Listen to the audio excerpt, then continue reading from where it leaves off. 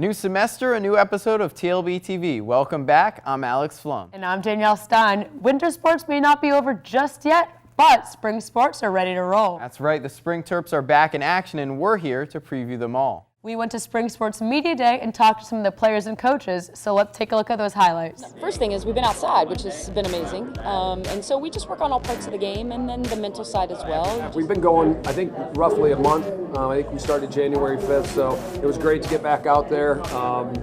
Obviously there's a lot of excitement about the season. The big issue for us is we've been breaking a lot of records. I mean, we broke the 300 record men and women, broke the 600 record men and women. We just raised the bar this year. We're hoping to have a great conference tournament this year and turn some heads towards Maryland. Do you have any pre-game rituals? Yeah, I'm big on music before a game. Fun fact, there are movie instrumentals and movie scores. Yeah. Yeah. I mean, there could be some Rocky in there, some Creed, Pirates of the Caribbean. That's what gets me in the moment. We're a very diverse team. I mean, we have country, hip hop, pop. You have it. Movie scores. You have it all. Fantastic coach that always says to me, okay, just relax, breathe, smile. No one is gonna die today, and make me feel better actually. Have won 2 national championships. How many games have I lost? 3, 4? I can count on one hand the number of times I've lost as a Terp, and that's just I'm so lucky to be a part of such an awesome program. After a 1-2 start to their season, men's lacrosse had a run for the ages. 16 consecutive wins in their 3rd straight trip to the Final Four, but in Philadelphia, they were met with overtime heartbreak. The end of the season is a result of what you do all year, and so you just have to really think short term, doing everything all year the right way, and being consistent with your approach, your fundamentals. Sean Cottle is joining us, our new TLB TV reporter for the men's lacrosse team. Welcome aboard. Thanks for having me. Having a good time. Awesome. So men's lacrosse, they're coming off of an overtime loss, as we just spoke about. What can they do to come back this year? Well, this is unfortunately familiar territory for Maryland. As you know, they lost 4 out of the last 6 national championship games. So they're really going to have to turn to their seniors. Coach Hillman's really going to have to turn to his seniors to try to combat this and actually get one for the first time since 1975. And you bring up those seniors. Who's really one or maybe 2 seniors to keep an eye out? Well, I'll give you a trio. The attack trio of Dylan Maltz, Colin Heacock, and Matt Rambo, all seniors. This is an attack-led team, and it's going to be a senior-laden team, so they're really going to have to get focused for this upcoming year. Now, we've seen the team already in action against Navy. First of all, how'd they look in that, and then what can we expect to see from them throughout the rest of the year? Well, 9 of the 15 goals came from that trio I just mentioned earlier, but junior goaltender Dan Morris from Texas is really going to have to step up his game. 12 saves in his first career start, 50% shooting percentage, so they're really going to have to step up on the defensive end rather than the offensive end. All right, thanks, Sean, for coming on. Make sure to keep up with all of Sean's TLB TV coverage throughout the rest of the season. He'll be on the beat with Christina Johnson, and we'll have our writer, Johnny Mosman, in action as well. Last year, the women's lacrosse team was almost perfect. Kathy Reese and company took a 22-0 record into the national title game, but like the men, also fell to North Carolina. This year marks the beginning of the post-Taylor Cummings era, where the team will try to bounce back. This year, we're trying to be the best team that this group can be. It's not about replacing these awesome players of the past, but yet making the best of what we have and the opportunities we have. All right, we now welcome Max Marcilla, our TLB TV beat reporter for women's lacrosse, onto the show. Max, good to have you on. Thank you for having me. So let's get right into things and talk about last season. End of the year, tough way to end in losing in the championship. How did they come back and rebound this year? Well, head coach Kathy Reese stressed at Media Day that this Maryland team doesn't have to beat last year's Maryland team. It just has to be the best version of this year's team that it can be. So I think that's a good message to send. And also, it's a tough schedule, which it'll be tough throughout the regular season. Maryland plays 5 of the top 10 teams in the country right now. However, it'll prepare them for, come tournament time. I mean, it is hard not to compare the 2 teams. I mean, this Maryland team last season had some huge names, Taylor Cummings and Alice Mercer. How is this Maryland team going to fill those voids this season? Well, the Terps have a pair of senior captains, Zoe Stukenberg, one, Nadine Hadnaghi, another one. So Maryland has some returning players. Of course, a loss like Taylor Cummings will hurt, but I think they have enough talent coming back that they can keep up with the top teams in the country. Well, Max, thank you so much for coming on, and we're looking forward to seeing your coverage this season. Thank you for having me. Some big changes for Maryland baseball. With the graduations of Mike Schwarren and Anthony Papio, others will need to step up. on paper, you know, we feel like we can run 5 starters out there that have experience and/or a fair amount of talent. Probably 4 to 5 experienced bullpen guys. And we have experienced players in key positions. More on Maryland baseball, we have Scott Gelman, Diamondback beat reporter with us. How are you doing, Scott? Great. Thank you for having me. Of course. So, Maryland baseball, top 25 in the preseason rankings. They're in the 22 spot. What can we expect this season? I mean, anything short of an NCAA tournament appearance would be disappointing. The Big Ten competition is subpar. You have a lot of returning players led by shortstop Kevin Smith. So at the end of the day, you're looking for this team to make a very, very deep run into the Big Ten tournament, if not win the Big Ten tournament as they're favored to do and ultimately get to that NCAA tournament.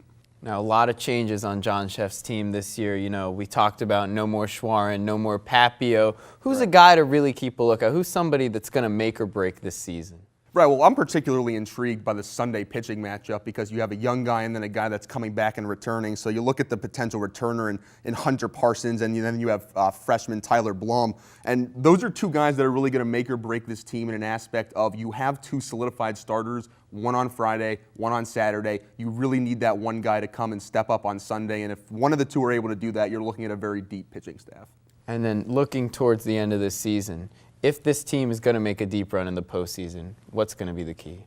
Kevin Smith's going to have just a breakout season. I mean, he did it in the Cape Cod League over the summer, but if he doesn't have that success that he had over the summer with Maryland this season, you're looking at a team that, yes, they have some great power in the middle of the order. You have Nick Dunn at second base, but if you don't get a solid season from Kevin Smith, the guy is probably going to get drafted. You look at this team and he doesn't produce. It's not looking very good. All right, well, thanks, Scott, for coming on. We really appreciate it. Thank you for your analysis, and make sure to keep up with all of Scott's coverage all throughout the season. It's been a rough few years for Maryland softball. 3 coaches in 3 seasons. Last year, Julie Wright left Idaho State to become the Terps head coach, and this year, she's back for more.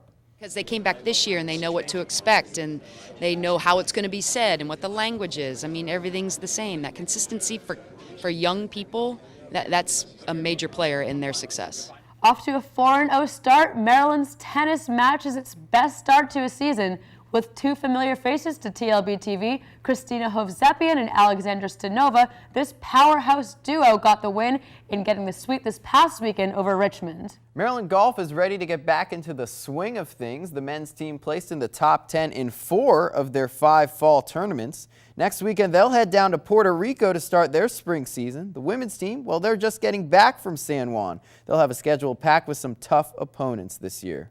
We're ranked 64th in the country right now, and one of our goals is to continue to do as well as we did in the fall and make it to NCAA postseason. So, to wrap up our show, we have our great friend of TLB TV, Misha Powell, Danielle. Olympic athlete and track star at Maryland. We're so good to see you again. So great to see you too. So, last time we spoke, it was in the fall, Yes. and you were just preparing for the fall and the winter season. Yeah. So, how has this year been going for you? I can't believe that was already just like a few months ago. Yeah, it feels like it was yesterday. It's been pretty incredible. Honestly, that transition, like I was telling you about, going from the Olympics to training back with the team has been amazing because I was able to be in such different places and yet still have to focus on the same goal, which is always believing in my abilities to run fast. So this indoor season is coming to a close. We still have 2 more meets left. And basically, the team has just been so strong. We have incredible freshmen, and then now I'm a senior, so I get to kind of, help them along if they have any questions and also do my thing on the track. And my favorite thing is just seeing them light up after I run a relay. That's crazy. So senior year, outdoor season is coming up. What will you be running? Yeah, so I will be running the 400 meters for the outdoor season and also doing a little bit more of speed. So I'll be probably dabbling in the 200 and the 100 as well. Being a student athlete, you're so busy all the time. Yes. What else do you do? Well, I am an avid healthy eater. So a lot of people know me as for my Snapchats because I always cook all my breakfasts in the morning no matter what. And I've seen some of the pictures. They're beautiful, I have to say. Thank you. Great. Do you have a favorite thing you have to cook? Yes, breakfast, I love turkey bacon no matter what. And tilapia is my go-to dinner. Yeah. It's amazing. Well, thank you so much for coming on the show again. We're so happy to have you. And absolutely. Good luck with your last semester as a Terp. I know that's Thank hard you. to think about, but It is. I know you're going to leave it all out there this season. Well, it's been about 2 months since we've given you your last fix of your favorite segment on our show. So without further ado, we have Juan final thought. Juan, what do you got to say about spring sports? Thanks for having me. So my trip to Argentina in January was great, but do you know what else is great? Maryland athletics. Both the men's and women's lacrosse team are ranked second in the nation, and I'm expecting really great things from them this year.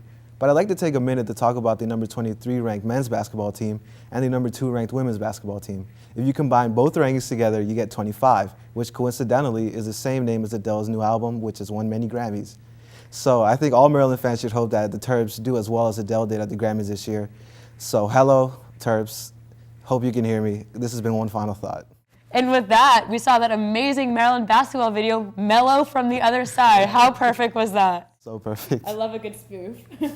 Well, that was a good one, Juan. Thanks for joining us here at the end of our show as always, and thank you guys for joining us this week on the show. That's all for today. I'm Alex Flum. And I'm Danielle Stein. We'll see you soon.